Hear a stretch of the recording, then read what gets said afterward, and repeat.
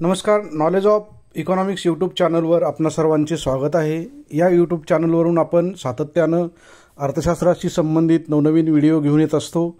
आज असाच एक नवीन व्हिडिओ घेऊन आलेलो आहोत, तो म्हणजे अर्थशास्त्रातील नोबेल पुरस्कार 2025.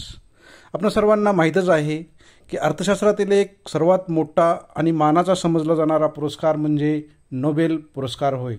हा पुरस्कार प्रत्येक वर्षी अर्थशास्त्रामध्ये महत्त्वपूर्ण योगदान देणाऱ्या अर्थशास्त्रज्ञांना दिला जातो. या वर्षीचा नोबेल पुरस्कार 3 अर्थशास्त्रज्ञांना मिळून देण्यात आलेला आहे. पहिले अर्थशास्त्रज्ञ आहेत जोएल मोकिर, दुसरे अर्थशास्त्रज्ञ आहेत फिलिप अगियन आणि तिसरे अर्थशास्त्रज्ञ आहेत पीटर हॉविट.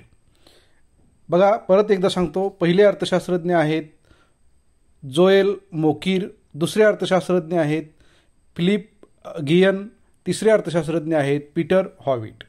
या 3 अर्थशास्त्रज्ञांनी मिळून अर्थशास्त्रामध्ये महत्त्वाचं योगदान दिल्यामुळं त्यांना हा पुरस्कार जाहीर करण्यात आलेला आहे. या तिन्ही अर्थशास्त्रज्ञ हे वेगवेगळ्या विद्यापीठात वेगवेगळ्या ठिकाणी काम करणारे आहेत. त्यातील जोएल मोकिर हे नॉर्थ वेस्टर्न विद्यापीठामध्ये आहेत. फिलिप अगियन हे कॉलेज डी फ्रान्स आणि लंडन स्कूल ऑफ इकॉनॉमिक्सचे आहेत, तर पीटर हॉविट हे ब्राउन युनिव्हर्सिटीचे आहेत. या 3 अर्थशास्त्रज्ञांनी मिळून एक थेअरी डेव्हलप केलेली आहे. त्या थेअरीचं नाव इनोव्हेशन ड्रिव्हन इकॉनॉमिक ग्रोथ.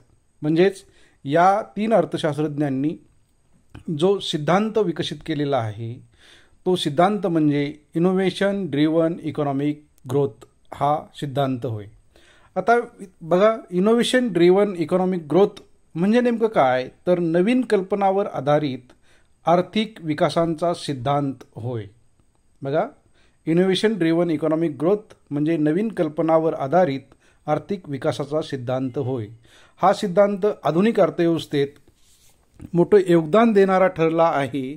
त्यामुळे त्यांच्या या कामाची दखल घेऊन जागतिक पातळीवर सर्वश्रेष्ठ समजला जाणारा नोबेल पुरस्कार या 3 अर्थशास्त्रज्ञांना देण्यात आलेला आहे.